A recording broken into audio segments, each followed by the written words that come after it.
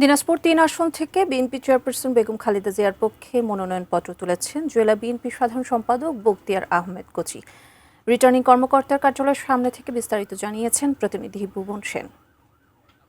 ফেব্রুয়ারি আসন্ন ত্রয়োদশ জাতীয় সংসদ নির্বাচন উপলক্ষে আহ, আ- আজকে যে বিএনপির চেয়ারপারসন বেগম খালেদা জিয়া, তিনি যেহেতু দিনাজপুরের কন্যা, তিনি দিনাজপুর থেকে, দিনাজপুর সদর আসন থেকে তিনি ভোটে লড়বেন।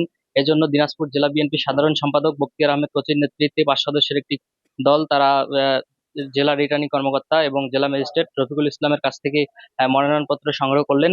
তারা যেটি বলছেন যে জেলার নির্বাচন, তাদের একটি 15 সদস্যের কমিটি গঠন করা হয়েছে, সেই কমিটি তারা নির্বাচন পরিচালনা করবেন। এবং যেহেতু দিনাজপুরে একটি বৃহৎ জেলা, সেক্ষেত্রে দিনাজপুর 6 আসন থেকে বিএনপির যে স্থায়ী কমিটির সদস্য doctor A Z M Zahid Hossain, তিনি কিন্তু দিনাজপুর 6 আসন থেকে লড়ছেন।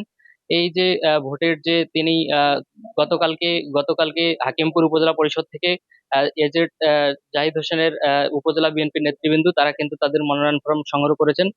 আমরা দেখেছি মনোনয়ন ফরম সংগ্রহ, তারা উৎসব মুখর পরিবেশে তারা মনোনয়নপত্র সংগ্রহ করেছেন। এবং যেহেতু বিএনপির ভারপ্রাপ্ত চেয়ারম্যান জনাব তারেক রহমান, তিনি আগামীকালকে দেশে প্রত্যাবর্তন করবেন, তার দেশে প্রত্যাবর্তনকে ঘিরে দিনাজপুরে যে জেলা বিএনপির 22টি ইউনিট রয়েছে, 22টি ইউনিটে প্রায় 10,000 নেতাকর্মী, তারা কিন্তু ঢাকার উদ্দেশ্যে রওনা দিয়েছেন।